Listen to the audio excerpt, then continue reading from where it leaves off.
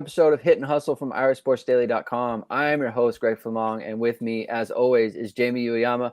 Jamie, I'm sitting in a closet. Okay, I'm on vacation.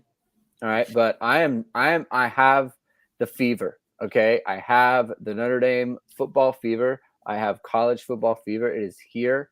You know that like the NFL is starting training camp right now. Love it. Things are going on, and I just can't not record. Right, we have to talk about the team, and not just that, but it is time to wrap up the defense and the defensive preview. And that's the defensive backs, the greatest of all position groups, and I think you would agree to that as well. I do have my love for the DBs. I do. Look. Okay, the DBs have the quarterback of the defense, which is at safety, as everyone knows. I always thought that was the Mike linebacker. It was the quarterback. No.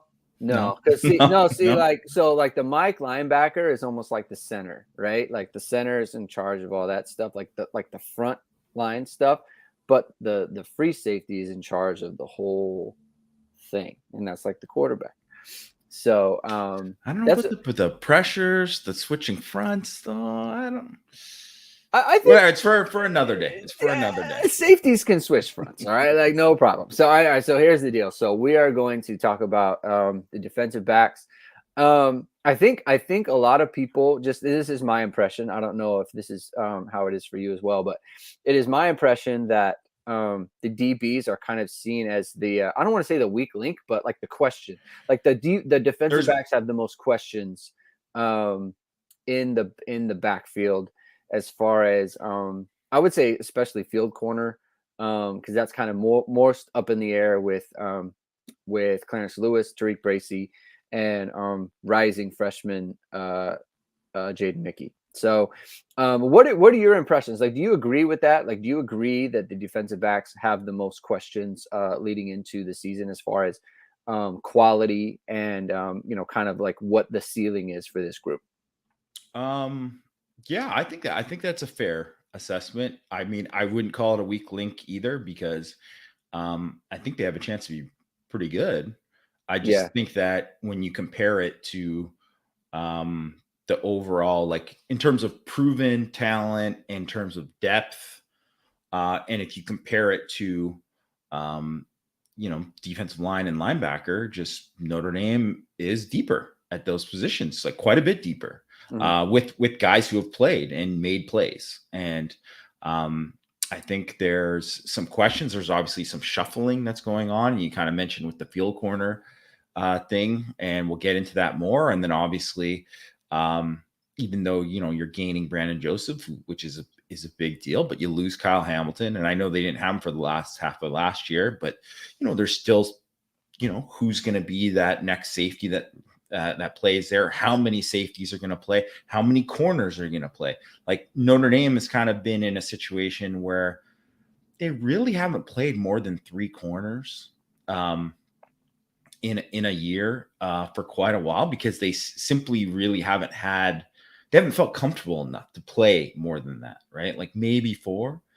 They've never had a situation where they've done that, and maybe that changes this year. But they would need some young guys to really step up. So, I think it's totally fair to say there's questions going in there, and hopefully we get some good questions answered before the end of camp.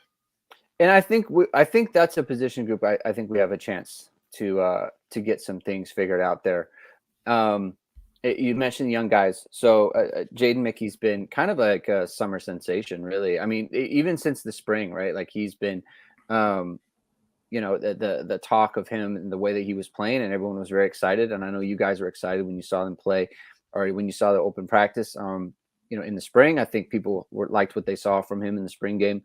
And then that kind of like the reports have been just like from the workouts, one of the fastest players on the team. Especially in terms of top end speed. And so there is, let's just go to the field corner position right now. Okay. So let's just start there. So I think you have Clarence Lewis, I think he's going to make the move over from the boundary last year. You have Tariq Bracy, who is is this his 6th season? I feel like No, it's his fifth it's a because fifth. he played all four. Right. That's Technically it is his COVID year, So but he's a fifth-year senior. Right. Instead of like losing, he basically, because he never took a redshirt year. Yeah. This is his, extra year. Yeah. So okay. So he's getting an extra year where he normally wouldn't because he played as a true freshman. So you have Same him, with Houston Griffith. Right. You have Chance Tucker, who is on the field. I think Phillip Reilly is a field corner, although I don't know that has a specific spot. I think he's just looking for a role somewhere. But I would say between those four, I think that is the kind of the most likely competition there to, get snaps in the season. And let's start with Clarence Lewis real quick, because obviously he's, I think, gotten the most heat ever since, especially since the Fiesta Bowl, where he had a tough time. And I don't want to, what I want to focus on is, I think a lot of the issues we saw him have last year aren't really going to be in play from the field spot, because if you look back, like where he struggled, right? Tough game against Cincinnati, and that is against an elite athlete, right? Alec Pierce tested off the charts at the combine, and he's on the boundary and he's playing press, right? And that is not a favorable matchup for Clarence Lewis. Matched up a ton against Drake London. Again, not a great matchup for him size-wise. And again, on a lot of the time on the boundary against him. And then obviously the Fiesta Bowls kind of was its own problems. I mean, he had a tough game. I think the entire defense had a tough game, especially with all the hurry up and that sort of thing. So, but on the field, I feel like his weaknesses are kind of de-emphasized, and his strengths more likely off the ball, more likely having a receiver in front of him, looking in at the quarterback. I feel like that was where he played his best as a freshman, when he was getting his hands on a lot of balls. Like, do you feel like the move to the field is going to elevate his game? I think it is. I think he was the reason why he's much better suited there is, like you mentioned, like, I don't think he's a press man corner. I don't think he can do that. And that's something that you kind of get asked to do, is play like tight, often on receivers. So you see different receivers, and you have to play a certain style there. And I don't think, I just don't think that suited him. So even stuff like, I would say in breaking routes too, he's not, it hits quicker on the boundary, right? Yeah. And obviously that's an easier throw for the quarterback, where I thought, in breaking routes, when you're playing the field, like, it's something where you can anticipate it more. You have more time to close that ground. And it's a different position, right? It is very different. And you're playing off, like, a lot of the time. Very rarely are you playing press man, on to the field against somebody, especially when it's like really like on the far hash. Like, like it's almost like you almost never see it. So I think that suits him better. I think he showed, he can find the football, right? He can find the football in coverage as a field corner, and he did good on a lot of those in breaking routes, playing the ball in the air. I think because too, you're playing with a little bit more cushion there. Right. You're not as vulnerable to the guys who can just, those big guys who can just run right by you. Right. Mm-hmm. And it's not to say that, like, if the other team has a Will Fuller type speed playing the field, obviously, like, that's not a guy that I would think that, Clarence Lewis hasn't shown that. That was a problem for everyone. That's going to be a problem for everyone. Yeah. But also too, like, I don't think that's something that they would ever put him out on an island against a guy like that, a la Adoree Jackson, who is really fast, and you could see he could even get cooked by a guy like that. So, I just think it's a better fit for him. I think it's a better fit for him. I don't know for sure that he'll win that job, but I think he has a better chance of being a good player for Notre Dame this year, playing there, or maybe even moving to safety. But I just really think they're probably already too crowded at safety for that to happen. Yeah. But I think that is, I think it makes sense. It makes a ton of sense. Too crowded in 2022. Maybe not in 2023 though. Yeah, maybe not in 2023. That's a discussion I think for maybe another season. I want to highlight Pops, who he's a plumber and he's replacing a toilet and he's watching the show, and that's look, I'm not endorsing anyone like doing something that'll put their job in peril, but I hope you own the company, Pops. I hope you're your own boss. Is all. If I'm sitting in the closet, and so then Pops is going to watch it. So that's dedication. That's dedication. I appreciate that, and he loves long striding safeties, and we all, who doesn't, right? So that's good. All right. So speaking of, you mentioned there who you don't know if he's going to win the job. I think one of the sneakiest players on the Notre Dame roster to have a big season, or like a I don't know, big season. I don't know what that means. It could mean anything for a lot of people, but just in terms of like a season that would open people's eyes. But Asmar Bilal, 2019, like let's just I think the for me, the leader in the clubhouse for the Asmar Bilal award this year could be Tariq Bracy. I think that he has shown in 2018, 2019, he showed the ability to make plays on the ball that I don't know that we've really seen outside of like the Troy Prides and the Julian Loves, right? He just has a knack for at the catch point, getting his hand in there and making a play, right? Saw him jump a play, saw him jump a pass against Virginia Tech that led to a touchdown, Notre Dame taking the lead in the second half. And he's just, I think his confidence was there last year. And I think this year, even more so, given the physical gains that he's put on, I think that he knows, like, okay, this is my last chance, right? I'm clearly out of eligibility at this point. And I think last year was almost a get back into the flow of things season for him, right? Where 2020 ended so poorly from, like, I think a confidence, a mental standpoint. I think 2021 was about just getting back into it, getting back into the flow and gaining that confidence. And I think this year, from his point of view, I don't think that he should feel like there is definitely someone who is blocking his path to the field, to be a regular full-time player.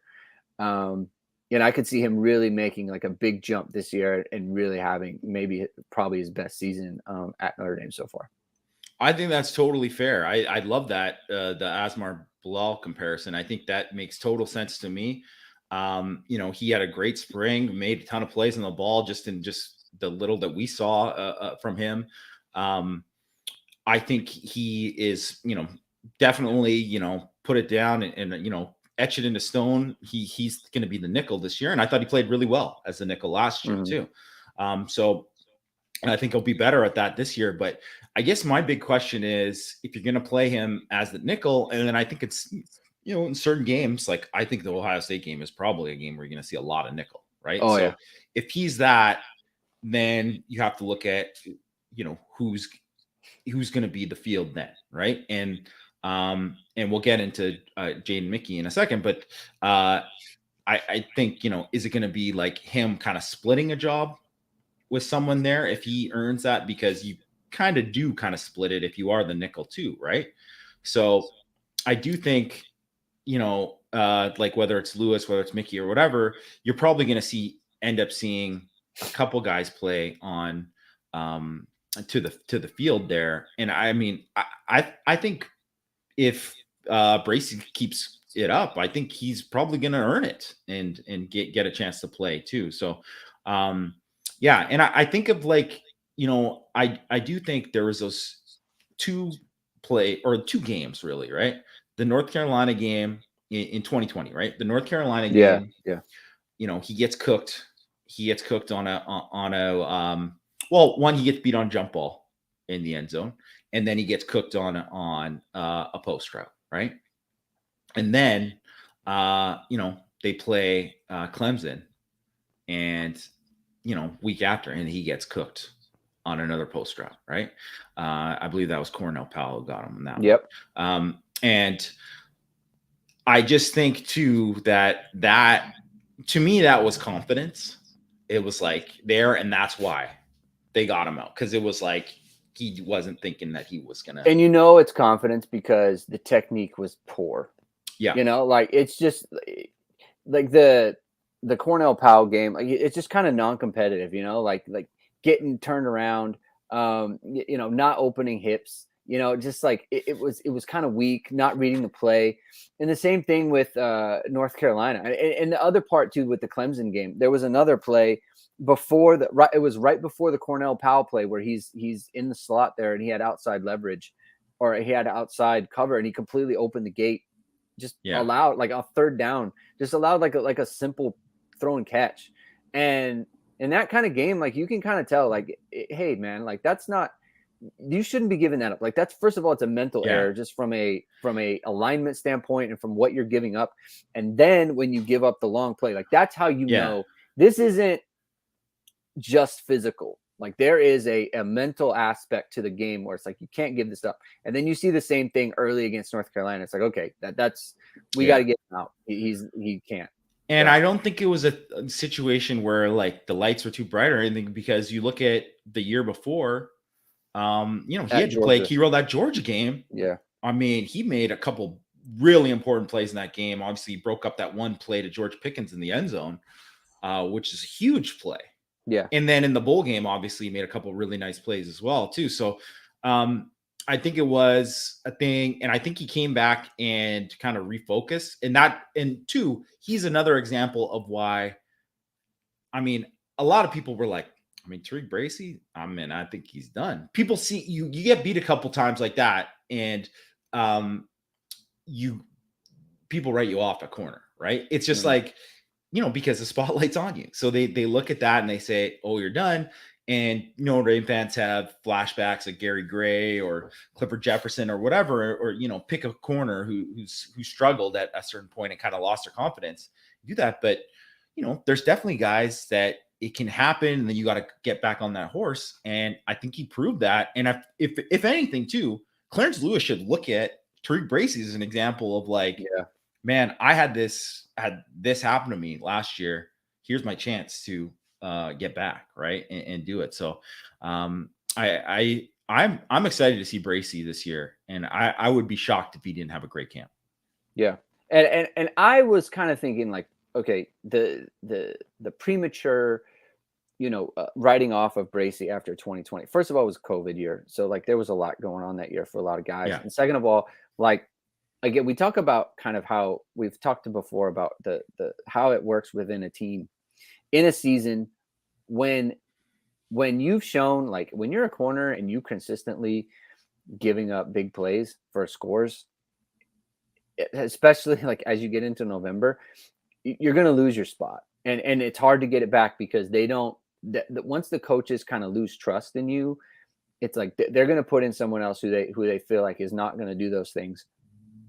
And it's hard to get back. It's hard to get back at the end of the season, but they will kind of come back to you later and say like, hey, and I've had coaches like or not me personally, but like other situations where the coach will say like, hey, we're going to go away from you right now, but we still have faith in you. We're still going to work with you. It's just that right now we're going to go in another direction. Right. And I think if the coaches are upfront about that, then the player will kind of trust the coach and just like, okay, you're not giving up on me. I kind of understand, because a player knows like when they're struggling. So I think a big opportunity for Bracy this year. I'm personally really looking forward to it. It sounds like you are as well. And then there's the young buck, Jaden Mickey, who I think there's a ton of confidence in him right now from at least the fan base. We've heard a lot of things like I kind of alluded to at the start of the show. I guess I'll just put it to you, do you feel like this is a situation where, heading out of September, we're looking at Mickey as a co-starter at the field, maybe even just like starting games at the field position? I mean, it would be something if he ends up starting at Ohio State as a true freshman and that's your first game. Yeah. I mean, that's a tough call, but I mean, I'm confident he's going to play in that Ohio State game. Oh yeah. Like he's going to play in that game. So, And you know what? There's just some guys, and say what you want. Yeah, like obviously, like there's things that go with being older and learning and technique and all these kind of things. But there are guys who walk in who put in the preparation. So first of all, everything you hear about him is this guy's work ethic is like top notch, right? Mhm. So that's part of it. But you do have to have like kind of that, especially as a corner, that confidence, and he's got it. He's got it. Like he was the guy who was like CJ Williams decommits, and he like throws up a picture of him breaking up a pass against him, and he's like basically like bring it, like And I love that. I love that attitude. And I mean, if anything, I mean, he's the kind of guy who's like, I want to go up against Jackson Smith-Njigba, and like that's who I want, right? And I mean, whether probably nobody should want that smoke, but that's just how he is, and that's who you want playing corner there. So I don't know if he's going to start the game this season, but or early in the season, but I have a feeling he's going to be a starter by at some point in the season. He's going to be a starter, or at least splitting. At least splitting there. I think he's going to play a lot, and I think he's going to be really good for Notre Dame. He's just got the attitude you're looking for, and the other part too is like the pedigree that he has coming from, Corona Centennial in California. I mean, they play the best. Like, that league is play the best teams in the country. It's not just California. Skill guys, and especially not just that in that league, but then all those guys who play 7-on-7 and all the guys you face. And because you're in Cali, you can play 7-on-7 like all year round almost when you're not in season. Yeah. So, and these guys, you train against guys who are going to go play in like at a high level. You practice against them, you play against them on Friday nights, all of that. Right. So I honestly too, and I see whatever Matt just texted us something about Texas is greater than Georgia and then greater than Cali. And you know what? As a whole, probably, right? But that league is as good as any league in the country. And I just whatever. And I'm not saying this because you're from Cali or whatever. I'm just saying it's a fact. It's a fact. You just watch, especially when it comes to skill guys. I mean, obviously, they don't have the linemen that can match up with some of these with like Georgia or Texas. No, hands down. But when we're talking about skill guys, we're talking about the quarterback position, we're talking about DBs and receivers. I think that's the best league in the country. So if anyone's going to play early, it's a guy who excelled in that league. It's a good chance. So I think he's going to play early for Notre Dame. Yeah, and I think that just adds to his to the mindset that he has. And and the other part too is the physical piece, right? Like he's physically put together very well. And I had a parent of a player tell me he's one of the fastest top ends on the team.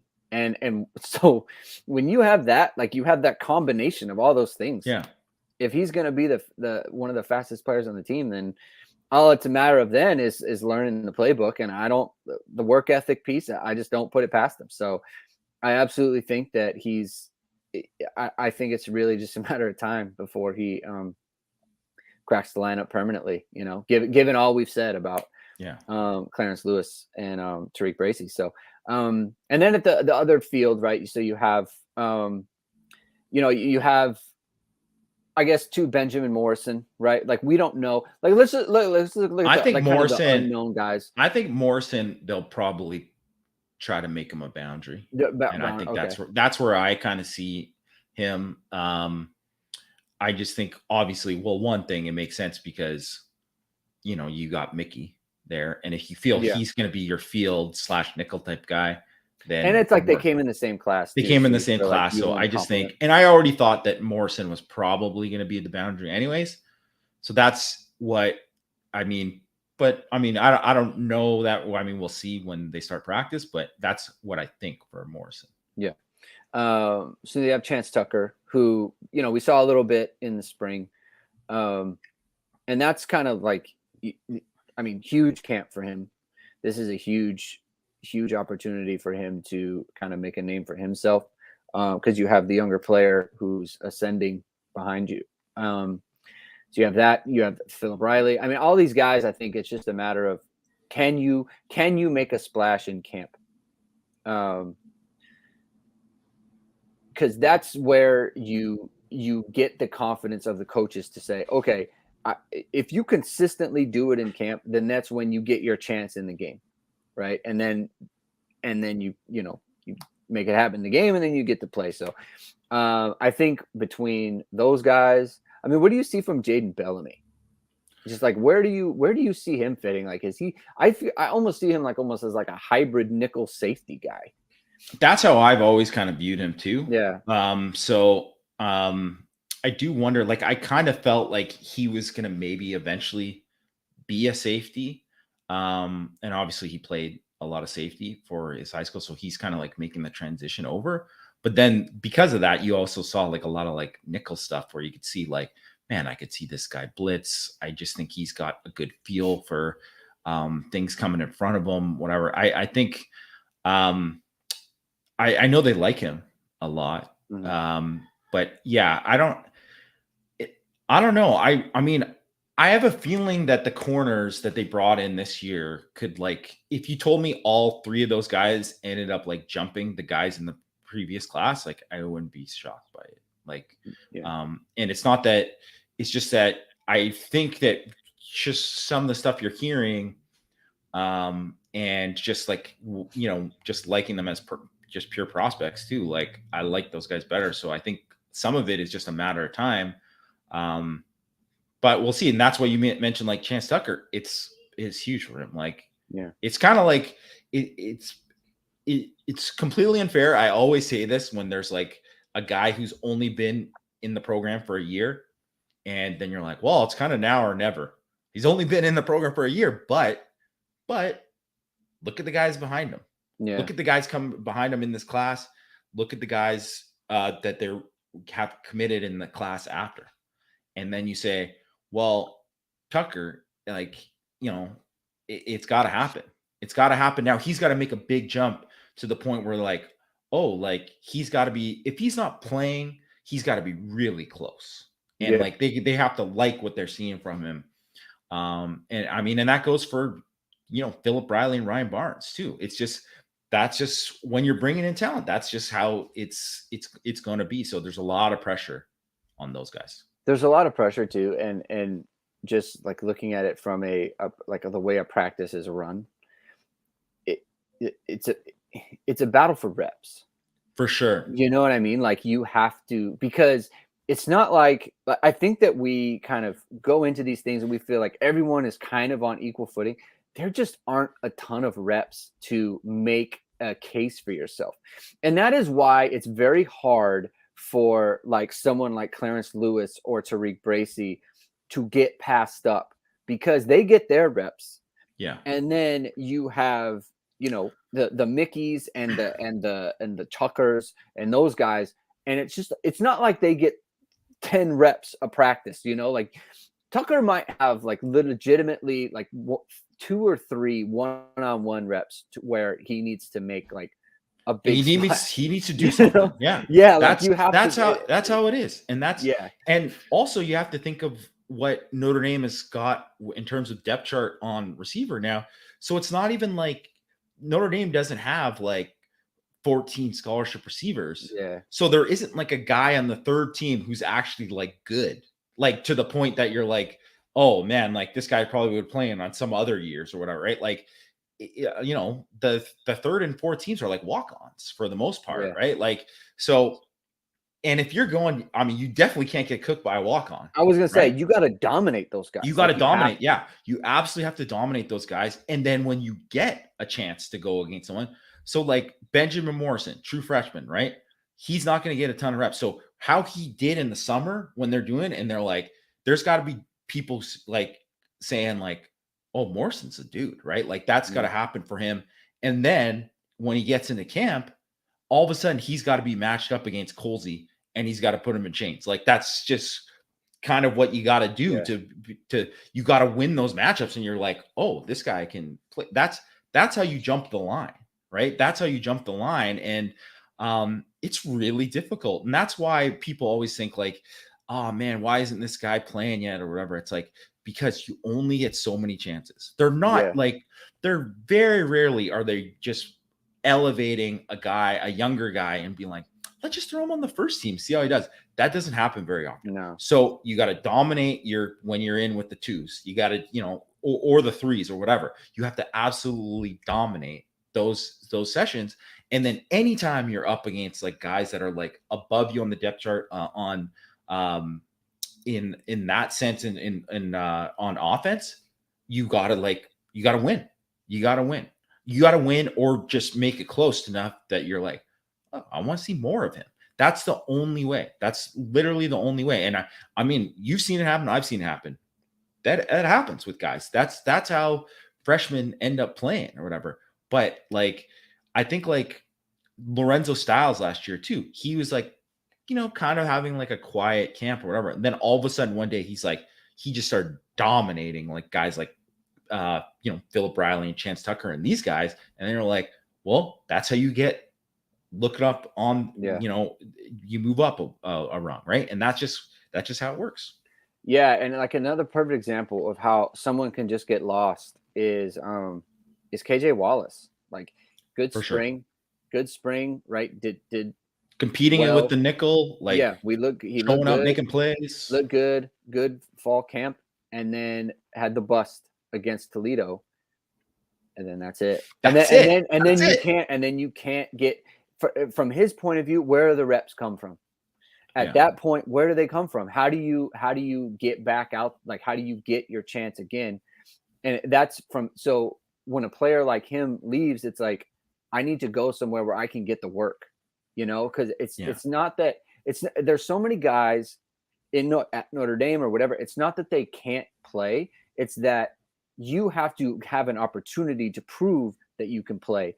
And when there's 85 players, there are, 65 or whatever. There's 20 guys just throughout the roster who are like in the same position. Like, how do I get reps enough to show that I can actually do this? So, this is just like a personal example, but this is like something that I think totally fits. When I think it was, I can't remember what year it was. It was my second or third year at Idaho State. No, it was my second year, right? And so I'm like, like getting in like 10 snaps a game, whatever, right? Like not like, I'm like basically in the twos, but like kind of co-two. So I'm like getting in a little bit in the rotation, but like barely playing, right? So when I get in there, I got to do something or else I might not get in and whatever. Or if I do something, I get reach blocked or something, like I might not get in again. So we're playing, we run a blitz. We normally play 4 down. We're playing a 3 down front. I'm in a 5 technique end spot, and I have to slant inside, right? Go to the B gap.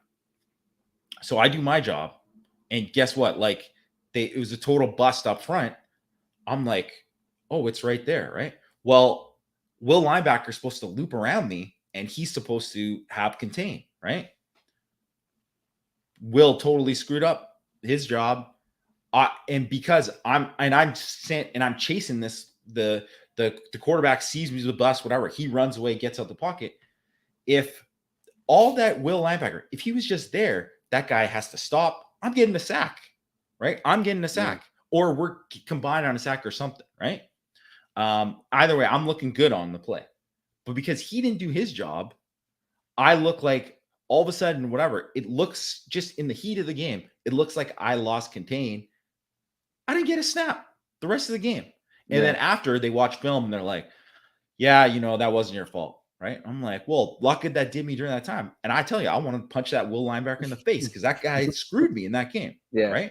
But I mean, just another example, like later on in the same thing, very similar type of play, similar type of call. It did work out like that, right? And then whatever, we like me and this other Will linebacker, we forced pressure the guy. It turned into an interception, right? All of a sudden, I look like I got pressure on the play. Played more in that game than I did the rest. That's just like, that's how things can go in the flow of the game. That's how things can go in the flow of a practice. So that kind of stuff matters. It really, really does. And I think a lot of people don't really understand that part of it, but it happens a lot. Yep. So that's what, Chance Tucker's looking at. That's what Phillip Reilly's looking at. I think those guys more so than like the freshmen. So like more so than Mickey and more so than Morrison, because those guys have time, right? And Mickey's already come in and made more plays. So that's why he's going to be above those guys at the start of. So you know what I mean? Like now they have to do more to get over him. Like that's just how it works. Yeah. So transition to the boundary, I mean, that's pretty set, right? Like Cam Hart's going to be there.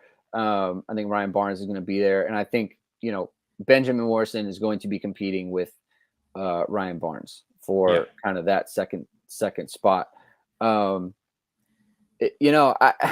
obviously, if anyone follows me on Twitter, I feel very strongly about Cam Hart being a really good player. You and I have talked a bunch offline about just like that situation and Cam Hart's season and how it went. And one thing is definitely true. Beyond what I think of Cam Hart, I want to say, what game was it? I think it was the Toledo game. After Toledo? Or maybe it was Purdue. Maybe it was Purdue. Toledo or Purdue. They took him off the boundary and they put him to the field, and that did wonders for him. He had a great year. His play definitely improved, and he had a great season. I tweeted a bunch about it. Just how the numbers look good and all those things, and he looked great. He is moving to the boundary, and I think the assumption is that he is going to, have like a dominant type season. But we didn't see him on the boundary last year, and he didn't participate in the spring because of his shoulder. And by the way, the shoulder's been a problem for him throughout his career at Notre Dame. So this isn't like a new thing. So I guess, what is your prediction there? Like, what kind of season do you want to see from him? Okay. I feel like in the last few years, like I feel like Julian Love and Troy Pride have kind of been the benchmark for corner play. Do you feel like Cam Hart can get to that level, and even more so because of his size, right? Like he's physically more. I think physically, like if you compare him to say Julian Love, like there is no comparison. Like Julian From Love doesn't stature standpoint. Doesn't look like the guy physically who fits as a boundary corner, right? And Hart has everything you're looking at. You're like, this guy could be Richard Sherman. Like he's a huge corner, right? He doesn't look like a corner, right? And same with Ryan Barnes, right? And that's why it's like both those guys are exciting. But obviously we've seen Hart like actually play and do well in games, as compared to Barnes so far, right? So I guess what you're looking at is, I think the floor for him is Nick McLeod, who was a good player. He was a good player. Yeah. He was a good player. It's funny because I remember he ran like a 4.37 at Notre Dame Pro Day. Yeah. But he did not play like he ran a 4.37. And that was always his thing, is that, he couldn't, when he had to go vertically and run with dudes, he couldn't, right? Mm-hmm. And I think Hart is faster than him. Maybe he's not going to run a 4.37, but just I think he looks on the field faster to me than Nick McLeod. So I think there's all the reasons to think that Hart could be like a great player, and like is his ceiling as like an NFL prospect is higher than Julian Love. Like, to get the kind of Julian Love production this is pretty ridiculous production, right? So I don't know if that should be, people shouldn't anticipate that, but for him to kind of play at a level where all of a sudden he could be, after this year, maybe like a day 2 draft pick, I don't think that's out of the question. And that should be everyone's hope for Cam Hart this year, moving the boundary. And like you said, I think the shoulder, I think that does have a lot to do with it. And I think probably because like from a tackling perspective, and I think he's got a good, he's good at like defeating blocks and I think he'll tackle well and be physical there, but I think it'll be a lot easier, with two good shoulders. Right. Oh yeah, absolutely. I mean, it's terrible. Like the worst thing, like as a corner, like shoulder problem, because you can't feel. And it's not that you don't really want to, right? Like you don't want to feel as hard because it's gonna hurt, right? And no one likes that. So, yeah, I think they need him to be good. I have confidence in it. Obviously, I don't want to blow too much sunshine on him because I think people know where I stand. But I think they really need him to be a frontline corner like in college football, not just on the football team. And I think he definitely has the chance for it, and he has the stature and the experience now, and he's made plays in big games. He's been in the bright lights, so I think this is a big it's a big season for him.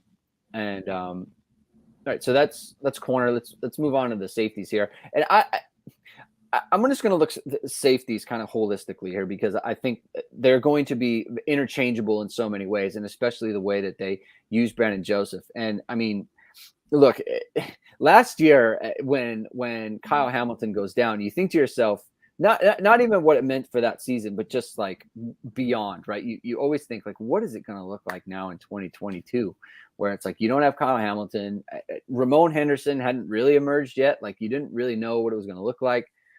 And to be able to replace a first team All-American with a former first team All-American in Brandon Joseph. He didn't play to that level last year, but we kind of chronicle like what some reasons might be for that.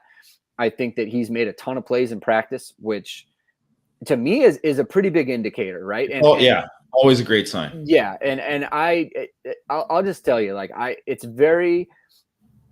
not easy to make a ton of plays in practice, interceptions wise. They're not easy to get to. Yeah. Quarterbacks are generally more conservative in practice, like just because they everything's kind of scripted.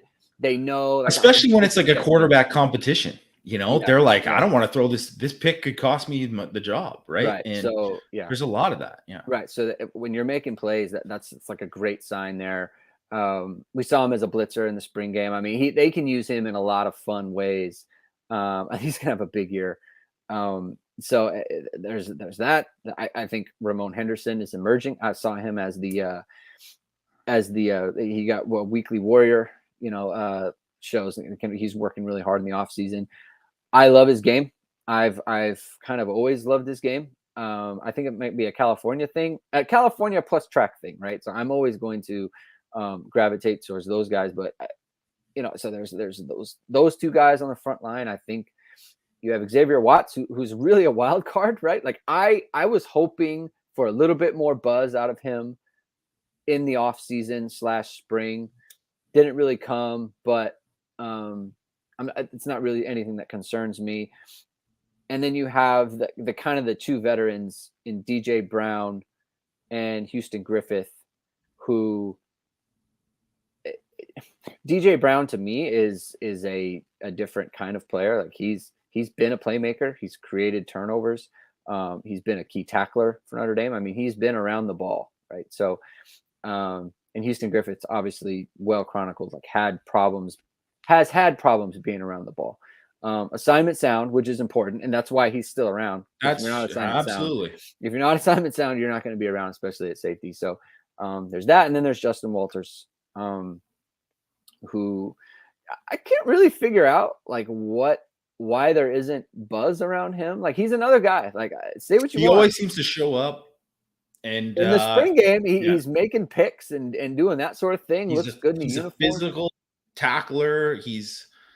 There's a lot of stuff that like I'm just gonna guess that it's got to be just like more of like the total picture, and that's just why it's not coming together yet. Well, and I think if you look at it too, you have those veterans, and they know it's knowing there, so it's like. I'm going to guess probably it's a lot of with Walters. It's not even just the stuff with like the team because he shows up and he'll be around the ball, make plays, be physical, all that kind of stuff. It's probably about the plays that we don't see. We're like, like you're supposed to carry that, tight end down. You didn't care. Like they just didn't throw it. You know what I mean? Like it's got to be stuff like that we're not seeing or whatever that's like the only thing I can think of, or like maybe just I don't think he's a guy who's you know, a terrific man coverage guy. So I don't think he's probably going to, shine when they do one-on-one type stuff either. So maybe that's it. But I mean, there's been guys like Justin Walters, like that have started for Notre Dame. So I wouldn't count him out as a guy who isn't going to play this year. That's for sure. Yeah. I think, I'm 100% agree on Joseph. I think he's going to have a big year. And I think we've talked about how tackling last year was not good for him at Northwestern. And, he tackled better, especially in that spring game. He tackled way better. So I think that's encouraging. Henderson, to me, is the perfect match there with Joseph. Hopefully that you see him take that leap and everything's going there, because I think that's where you can be interchangeable, because I think can play deep. He can play man. He's a guy who can mix it up in the box. He can blitz. Like, he can do a lot of these things skills wise. I think he's the perfect match there with Joseph, because then you can do different things with both of them. Sorry, I didn't interrupt. I just think that Ramon Henderson, I was nervous, like, as the best guy. I was like, I don't know if I like him as the best one, but if he is a compliment to someone like Brandon, the Jalen Elliott to the Lohi Gilman, whatever. Yeah, right? Because here's the other part is we've talked a lot about Al Golden and what he can do, especially in the last one with the linebackers and everything.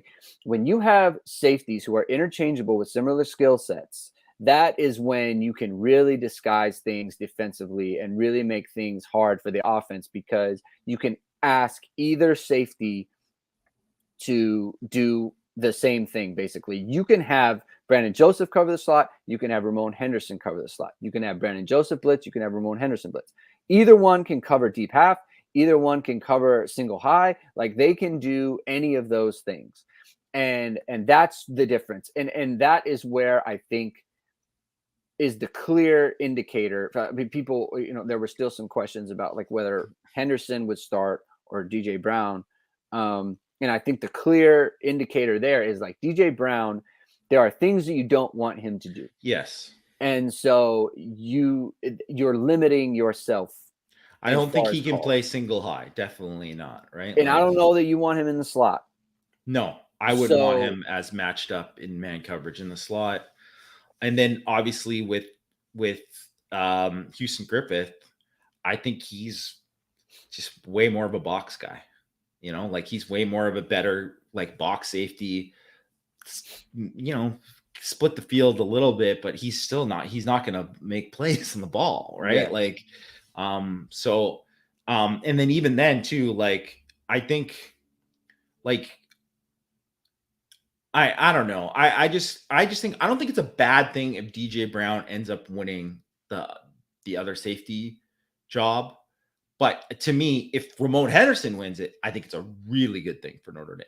Like, I think that's very encouraging, because you're going to get a baseline out of Brown and Griffith. And obviously the most intriguing is Xavier Watts. But I mean, to me, he's in that same position, or a little bit like, I mean, the reason why he got in the mix is because all of a sudden he comes in at garbage time and you're like, man, look at this guy. He just got a feel for it. Or you show up on a video and everybody's just like, making gifs of this guy coming downhill on a perimeter run drill and stuff like. So I think you can kind of see some of that with Watts. And he's just someone you just want to see more of. You want to see more of, and hopefully he earns it and that he can kind of get there. But you also have to remember, this is really going to be his first full year playing safety for Notre Dame. So, it's, some guys take to it naturally. So other guys, it's more of a transition, and we just don't know yet. But I mean, I like the possibilities there at safety for sure. Yeah. And I wouldn't be surprised if one of the corners ended up moving safety further down the depth chart, I would assume, but just, I think that could happen too. Yeah. And it's because safety now is such a different position, right? Like, there's no free, there's no strong, right? There's no like true box safeties, right? Or at least I don't want to say that they don't exist. It's that you want them to be interchangeable. You want interchangeable safeties. And that's kind of what, like I said, like what Joseph and Henderson give you. I do agree. Like if DJ Brown ended up starting against Ohio State, I would be kind of bummed because they don't have that versatility, but it wouldn't be like a disaster in my mind. It's not like, I wouldn't think like, oh, this is like terrible and it's not going to work out. Like DJ Brown's played against some really good teams. He knows how to handle himself. So I wouldn't be concerned about that one bit. I want to talk about, let's look holistically now at the defense or the defensive backs. And I guess we've talked about the whole defense now. We've done D-line, we've done linebackers, now we've done DBs. Where do you see, I guess at the end of the day, just where do you see this, I guess, defense separating itself from maybe other elite defenses that Notre Dame has had?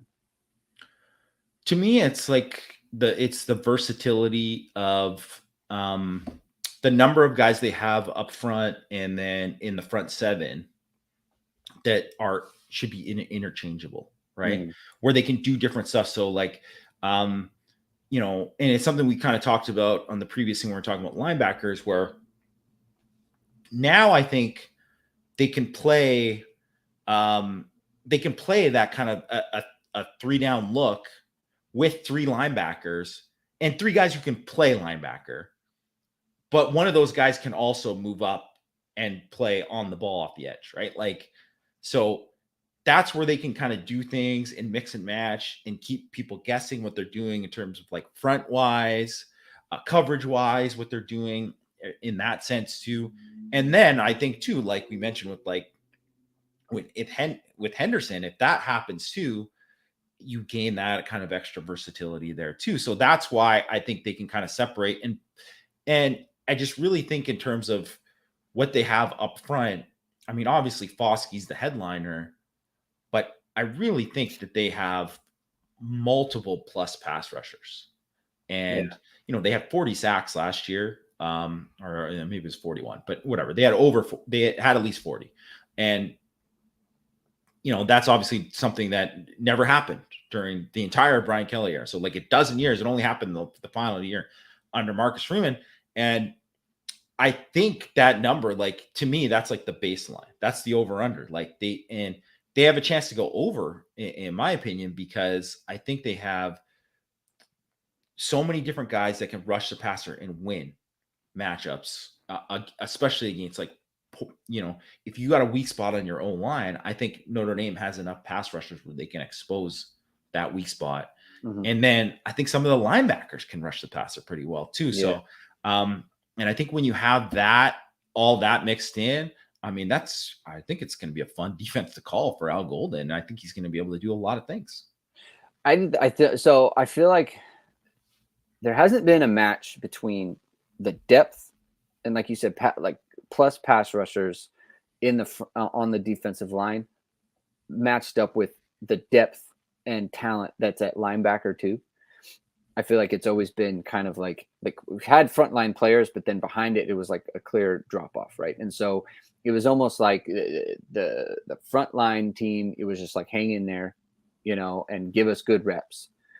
And then we kind of, we have our frontline group, and I feel like the front seven now is just like, you can kind of, there's so many things you can do. And I think with the secondary as well, like, I think it's like the most perfect match between personnel and the person calling the defense that Notre Dame has had in a while. I feel like Clark Lee has always kind of molded what he wanted to do around what was available to him. And I think that like, the consistent theme is interchangeable parts that we've had to every level of defense here. And I think that is where Al Golden can excel. And I think that's where, coming from the NFL, I think it's just like a perfect blend of what he wants to do versus what the roster can offer him. So that's what I'm most excited about, like just seeing kind of what he comes up with. I think it's a really big year for Al Golden. Like, I think a lot of my optimism is depending a lot on, what Al Golden can bring to the defense scheme wise and, disguising things and that sort of thing. Yeah. I have high expectations for it. I really do. And I think it's a good time to get the job, really, because I think on paper, just talent wise across the board, I would have rather taking the job now than, pretty much any year other than maybe that first Clark Lee year in 2018, because you kind of knew that you were more set at corner with Love and Pride. And then Gilman was obviously the addition too, but depth wise, this is night and day. This is a much deeper, there's more guys that can play, and they were kind of fortunate, obviously, that no one really had a major injury that year that kind of screwed things up. Because if imagine if Tillery obviously got hurt and played through it at the end of the year, but imagine he was out for that year. They would have been in big trouble if they didn't have a guy like him. And I think now where I'm not going to mention anyone, just, I don't knock on wood that no one gets hurt, but if something similar to that happened to one of the key players, I think they'd be much better off now than they would have been back then. Yep. Totally agree.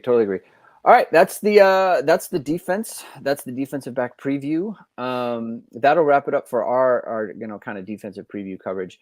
We are going to, I think what we're going to do next week is I will still be on vacation, but I'm going to find a way, because not only next week is the start of camp, and so then I'll be really ready to ramp up. So I think what we're going to do is we're going to talk about the camp, kind of expectations, what we're looking for, maybe something top 5 things we're looking for out of camp. And that's going to be really fun to talk about. So we'll do that next week, and then we'll go into the offense and we'll get a little bit more information, which is nice. We'll talk about the offense, and then, we're going to camp reports. It's going to be a fun time, man. I'm so excited to finally, I feel like this show was built for football talk. And 100%, man. Let's go. I'm excited. I was talking to Jamie. We were texting okay, we're just doing football all the time. We're not doing recruiting stuff. We're like August. It's it's time to play. It's time to play. Yeah. So thank you everyone for tuning in. If you're first time watching the show, subscribe to the show. Hit the like button if you like the video. We're going to be releasing more content and that sort of thing. Stay locked in with us, and thanks for tuning in. We'll talk to you next week.